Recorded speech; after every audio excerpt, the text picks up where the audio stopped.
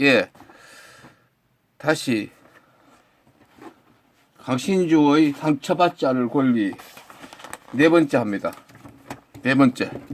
자, 그 전에 다시 나경원 씨의 국회 연설 부분 이어서, 지난번 이어서 내용을 잠시 보겠습니다. 문재인 정부 경제정책 위헌이다, 이런 말을 했습니다. 먹고 살기 힘들어 죽겠다, 지금껏 이렇게까지 힘들었던 적이 없었다고 한탄에서 쏟아집니다, 이렇게 얘기한다. 지금껏 이렇게까지 힘들었던 적은 없었다, 이 말은 이것도 사기예요. 왜냐하면 우리 대한민국의 현재 21세기 2019년도 상태에는 산업구조의 불리한 압박을 계속 받아오고 있고요. 또 인구구조 변화의 어떤 영향을 계속 받고 있어요. 그러니까 그런 어떤 불리한 것들이 시간이 지나면서 점진적으로 더욱더 불리한 상태로 진행 중인 거예요. 그러니까 어느 정부, 누가 어떻게 할 수 없는 이런 부분들이, 이런 거시적인 어떤 불리한 조건의 변화는요. 그러니까 항상 얘기가, 시청자 여러분들, 국민들도 현재 정부, 현재 대상, 그것만 절대적으로 따지면 안 되는 거예요. 다른 정부가 들어섰을 때는 그럼 어떻게 하겠느냐. 조건을, 환경 조건은 같았을 때 이렇게 따져야 되는 거예요. 결국 한나라당이 현재 집권하고 있더라도 다를 거 하나도 없다 이거예요. 개소리 하는 거예요. 그 조건을 한나라당 있다고 해서 갑자기 조건이 없어지는 건 아니잖아요. 나쁜 조건이.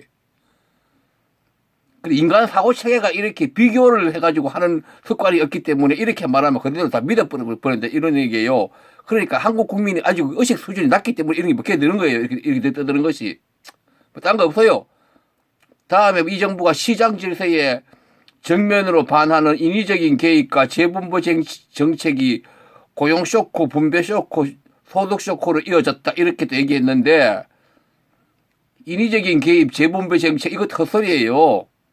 이 정부가 인위적인 개입, 재본부 정책을 그렇게 진보적으로 한 것도 없어요. 그냥 보수 정당도 어느 정도 오늘날은 할 수 있는 정도로 개입한 거예요.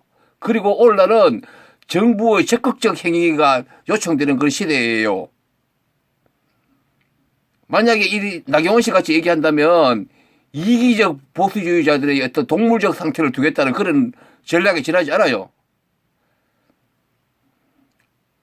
뭐 최저임금 실패해가지고 뭐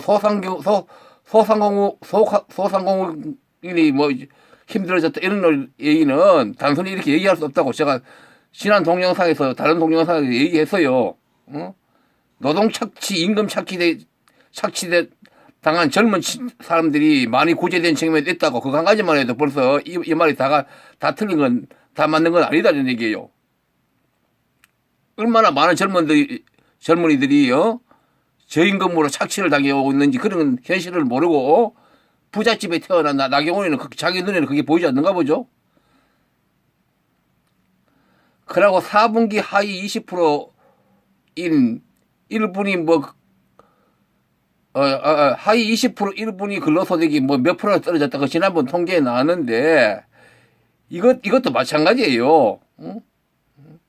양극화가 심각하다, 이렇게 일어난 일이에요. 이게 뭐 이 정부 들어서서 이래 된 일이에요?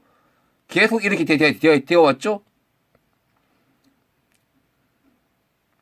내가 지금 이 경제 문제를 이 정부에 절대적으로 잘했다고 하는 거 아니에요.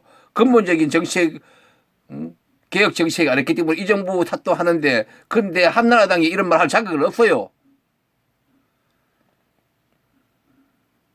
그러고 뭐 베네수엘라 현실을 두 눈으로 보고도 그 길을 쫓아가고 있다 하는 거, 이런 건 전형적인 사기예요. 팬메인이 이 베네수엘라 이걸 끌어들여가지고 사기치기를 제가 동영상으로 말도 안 된다는 것을 다 증명했어요.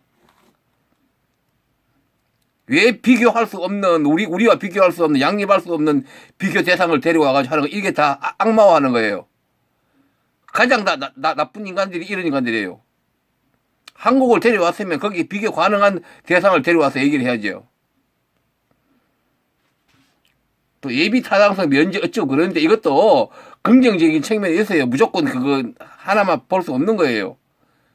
그 해당 지역들이 오랫동안 그걸 요구해 왔어요. 하루아침에 정부가 한 게 아니고 해당 지역들이 그렇게 해달라고 긴 시간 강력하게 요구해 온 것에 대해서 부응한 측면이 있어요. 그것도 다 해준 것도 아니고 그들이 요구한 것 중에서 상당 부분을 빠지고 그 중에 일부를 실행한 거예요.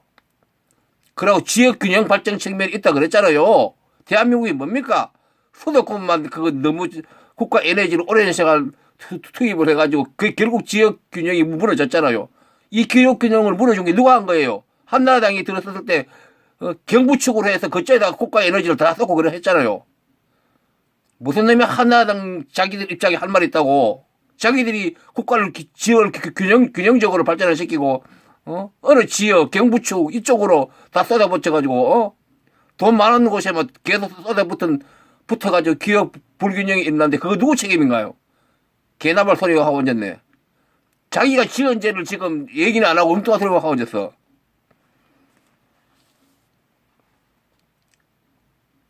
그리고 일자리는 기업이 만들고 소득 성장은 시장에서 얻는다 이런 말을 했는데 나경원 씨가 이 말은요. 한나라당 정도의 어떤 의식 구조를 볼 때는 정부의 역할을 배제하고 갑들이 독시하려는 그런 악마적 그런 욕심이 들어있는 거예요. 다음에 다 볼 수는 없고 다 개소리니까 그냥 골라서 봐야 돼요. 국민연금 뭐 이런 고갈 뭐 몇 년 앞당겨진다 이런 소리는 한나라당 자기들 책임이 커요. 국민연금을 개혁하자니까 계속 꼬리 삐고 엉뚱한 짓을 해왔잖아요. 곧 한나라당을 떠나서는 지금 적립식을 부가식으로 조금씩 바꿔야 되는 거고 이거는 민주당도 책임이 있고 다 같이 책임이 있어요. 국민들에게 충분히 그 이유를 설명해가지고 부가식으로 바꿔야 돼요. 언제까지나 적립식으로 갈 거예요. 위정자들이 이것은 용기가 없기 때문에 뭐라고 있는 거예요. 다음에 뭐 출산율이 뭐 떨어진다. 그래서 결혼과 출산을 포기하고 있다. 이거 다 아는 얘기예요. 오늘날 결혼 기피 출산 현상이 경제적인 문제가 큰 이유다는 것을 알고 있어요. 아이 하나 키우는데 교육비만 엄청나게 들고 이 사교육 이런 것들이 세계적으로 이 문제가 된 대한민국이 도대체 누구 책임이에요? 비교를 하라 이런 얘기예요. 한나라당 책임이 더 크잖아요. 그렇게 교육 방식을 끌고 왔잖아요. 이게 하루아침에 된 거예요? 수십 년 이렇게 되지. 대체로 도대체 아이들 키우는데 한 달에 그렇게 많이 교육비가 들어나 나라가 지구상에 어디 있어요? 결국 이것도 자 이렇게 어려울 때는 모든 것은 굉장히 어려울 때는 사회 안전망이라는 게 반드시 그 필요해요. 사회 안전망. 제가 입이 닳도록 얘기하잖아요. 이 사회 안전망만 있으면 상당 부분 국민들이 이런저런 어려움으로부터 어떤 삶의 보호를 받는 거예요. 이 사회 안전망을 누가 해피를 했어요? 한나라당이나 보수정당, 보수 세력들이 이것을 안 하려고 그랬잖아, 지금까지. 그래서 이게 지금 모든 것이 어려운 것의 어떤 중요한 부분을 차지하잖아요. 그러니까 나경원 씨 얘기는 다 개소리예요. 그 비교를 하면 개소리라는 게 금방 알 수 있어요. 어떤 한나라 정권을 들었을 때 어떻게 달라질 것이냐 이걸 비교를 하면 금방 개소리라는 것을 알고 있는 거예요. 우리 국민들이 그렇게 어떤 대상의 배교나 사물을 비교해서 하는 그런 어떤 사고까지는 지금 없는 거예요. 그만큼 사고방식이 후진적이다 이런 얘기예요. 그러니까 국민이 사고방식이 후진적이니까 이 정치권들이 이 사기를 치는 거예요. 국민들이 멍청하니까. 그리고 여기 보니까 지난 동영상에 정혜선 씨라는 분이 지금 잘하고 있습니까? 묻고 싶네요. 그러는데 이거는요. 제가 냉정히 얘기해야 돼요. 네티즌에게는. 질문은 구체적으로 해야 돼요. 제가 했죠. 추상적으로 하는 질문은 상대방을 힘들게 한다고. 제가 말한 그 중에서 그렇지 않으면 현 정부가 현 정권이 어떤 정책에 구체적으로 어떤 부분에 잘못되었는지 방법론을 어떻게 해야 되는지 이렇게 구체적으로 질문을 해야 돼요. 추상적인 질문은요. 대화가 불가능한 거예요. 보수당이라든지 보수 유튜브 하는 친구들이 전부 구체적으로 추상적으로 다 얘기해요. 그래서 내가 사기친다고 그러는 거예요. 인간은 추상적으로 얘기하면 서로 간에 대화가 불가능하도록 되어 있어요. 감정적으로 서로 가게 되어 있어요. 그만큼 대한민국 사람들이 대화 훈련이 안 되어 있는 거예요. 추상적인 게 어디 있어요? 다 구체적으로 세상 공짜가 어디 있어요? 하나하나 작은 거 구체적으로 질문해야 되죠. 분명히 말한 것은 여기서 그 얘기 많이 할 수 없지만도 윤리적으로 도덕적으로는 한나라당보다도 분명히 민주당 현 정권이 우위에 있어요. 그건 말할 것도 없어요. 다시 말하지만 구체적으로 질문을 해야 되고 모든 것은 상대적인 문제니까 비교가 가능하도록 그렇게 사고를 해야 돼요. 한나라당에 들어섰을 때 이 객관적인 우리 대한민국 경제의 조건에서 이 정부보다 잘할 것이냐 뭐 할 것이냐 이렇게 반드시 비교를 해야 돼요. 이 정부가 그냥 잘한다 뭐한다 이렇게 가는 그거는 아무런 의미가 없는 거예요. 그런 질문은 저 같은 사람은 대답 안 해요. 왜냐하면 질문의 어떤 자격이 없다고 판단하기 때문에 저는 그런 부분은 냉정하게 판단해요. 인정사정 없어요. 웃기고 앉아있는데 그거 그려버려요. 그런 질문하는 사람에게. 절대적 판단은 세상에 없어요. 정도 차이예요. 현 정부가 인 상태하고 한나라당이 현재 집권했을 때 상태 있을 때 정도가 어느 정도 차이 날 것이냐 능력에서 이렇게 따져야 되는 거예요. 절대적인 건 있을 수 없는 거예요. 인간 세계에서. 그러니까 이런 추상적인 질문을 하면 안 돼요. 그러고 우리 정혜선 씨는 미안하지만 제가 동영상에서 한 얘기를 전혀 이해를 못하고 있는 것 같아요. 그렇게 단순히 그렇게 알고 있으면 안 되는 거예요. 인생의 근본적인 문제를 고민해보라는 그런 주문이었어요. 그래서 제가 제 동영상을 듣는 지난번에 그 얘기를 제대로 실질적으로 이해하는 사람은 별로 없을 거라고 얘기했어요. 벌써 그걸 알고 있기 때문에 그걸 하루아침에 되는 건 아니에요. 인생 전체에 대한 내 인식을 전환시키는 그런 어떤 가능한 시기가 그런 때를 만났을 때 가능한 거예요. 단순히 뭐 한두 달 만에 그렇게 인식 변화가 쉽지 않아요. 이 얘기는 구체적으로 더 할 수가 없어요. 표현이 어려워서. 그건 그렇고 다시 이 책을 또 읽도록 하죠. 유튜브를 하면서 제가 생각하는 옳은 철학을 얘기하는 것이지 누가 어떻게 판단하든 그 고민하면 할 수 없는 거예요. 그래도 저는 사기치고 그런 짓은 안 해요. 다른 보수 유튜버들 보고 사기치는 것을 모르면 그 사람은 유튜브 그만 보고 몇 달이고 다시 사물에 대한 판단에 대한 능력을 키우든지 고민해봐야 돼요. 그것부터 먼저 해야 돼요. 그럼 다시 책을 읽는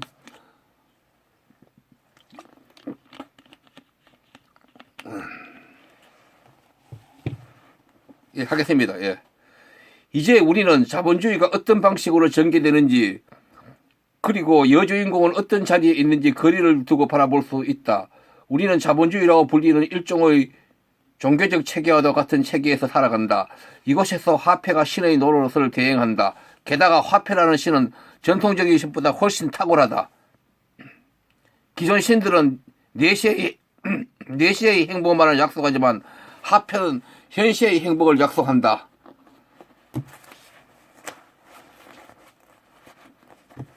그렇죠. 종교보다도 돈이 종교가 되었다 그러는데 사실은 종교보다도 더 힘이 강하게 되었어요. 내세뿐만 아니고 살아서도 행복을 약속하잖아요. 돈 많으면 죽어서도 영광을 누리잖아요. 자식들이 자식들까지 대대로 영광을 누리고 그런 거 아닙니까? 여기서 화폐가 신이라는 사실은 단순히 은유로만 이해해서는 안 된다. 그것은 지금 눈앞에 발휘되는 위력이기 때문이다. 돈을 가지고 있으면 우리는 귀족 부인처럼 당당하게 걸을 수 있고 반면 돈이 없으면 초라한 어깨에 무거운 발걸음을 옮겨야 한다.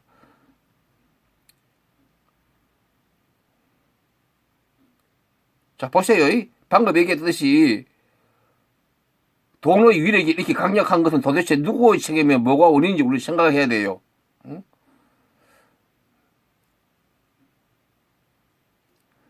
자, 여주인공이 지하철로 내려가는 발걸음이 마냥 가벼울 수 없었던 이유도 바로 여기에 있다.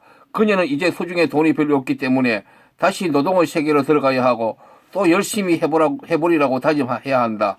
불쌍한 그녀는 또다시 여신을 꿈꿀 것이다. 자본주의는 각자의 노동을 통해서 살아가고 유지하는 체계이다. 물론 노동의 대가로 임금이나 보너스가 제공된다.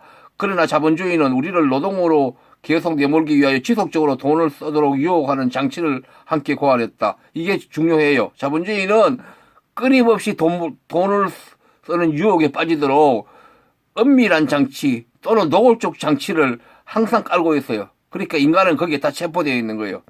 끊임없이 화폐를 소비하려면 유혹의 장치는 그만큼 강력해질 수밖에 없다. 가장 상징적인 유혹의 공간이 바로 백화점이다. 1930년대 서울 경성을 지배하던 자본주의도 이 점에서 결코 예외가 아니었다. 자, 1930년대 조선일보 31년도 김기림 전집에 나오는 도시풍경이라는 부분을 읽습니다. 서울의 복판 이곳저곳에 뛰어난 근대식 데파트먼트 출연은 1931년도 대경성의 주름 잡힌 얼굴 위에 가장하고 나타난 근대의 메이크업이 아니고 무엇이랴. 밤하늘을 채색하는 찬란한 일루미네이션의 인목을 현혹케 하는 변화. 수백의 눈을 거리로 향하여 버리고 있는 들창. 거대한 5, 6층 빌딩 체구 속을 혈관과 같이 오르락내리락 하는 엘리베이터. 옥상을 장식한 인공적 정원의 침엽수가 발산하는 희박한 산소, 그리고 둥그런 얼굴을 가진 다람쥐와 같이 민첩한 식당의 웨이트리스와 자극적인 음료와 강한 케이크 냄새, 최저가로 아니 때때로는 무료로 얼마든지 제공하는 여자분들의 복숭아빛의 감촉, 이것들은 센서블한 도시인의 마음에로 향하여 버려진 데파트먼트의 말초신경이다. 일찍이 에밀 베르아랭은 불란서의 심장, 파리를 촉수를 가진 도회라고 노래하였다. 그런데 데파트먼트야말로 무형의 촉수를 도시의 가정에 버리고 있는 마물이다. 난간에 비켜서서 층층대로를 올라가는 미끈한 여자의 비단 양말에 쌓인 다리와 높은 에나멜 구두 뒤축을 하염없이 쳐다보고 서 있는 수신 교과서를 잃어버린 중등 교원도 있다. 그들은 이제는 교회의 절간으로 나가는 대신 일요일의 맑은 아침이 되면 그들의 어린 더부려와 젊은 제비와 예인을 이끌고 이 데파트먼트의 질소를 호흡하러 꿀벌과 같이 모여들어서는 그들의 얕은 호주머니를 털어놓고 돌아간다. 어제까지는 설렁탕의 비린 냄새를 들이키던 그 사람도 오늘은 음악가 지원의 여자와 같이 정자옥 식당의 찬 대리석 테이블에 마주 앉아서 캘리포니아산의 커피차를 쭉쭉 빨고 있다. 자, 이게 31년도에 김기림 씨가 도시풍경이라는 어떤 시 같기도 하고 수필 같기도 한데 시라고 봐야 되겠죠. 일종의 소설인가? 조선일보에 실렸네. 신문에 이렇게 도시풍경을 31년도 같으면 우리나라의 그 서울에는 벌써 자본주의가 일단 들어와 있죠. 물론 서구 제국은 자본주의가 만끽하고 있던 그런 시대죠. 물론 서구에서는 29년 세계 대공황 이후이기 때문에 좀 그러긴 했지만 어쨌든 서구에서는 일찍이 벌써 20세기 초반부터 자본주의가 강력하게 이렇게 왕성하게 들어와 있었죠. 우리나라는 일본을 통해서 이렇게 이 당시에도 서울에는 자본주의가 서울 도심에는 꽤 들어와 있다 이런 얘기죠. 그것을 이제 이런 문인이 풍경을 했다 이 말이죠. 풍경을 적었다 말이죠.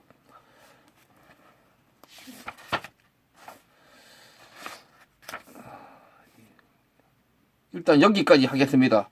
앞에 또 서론이 길어져 버렸네요.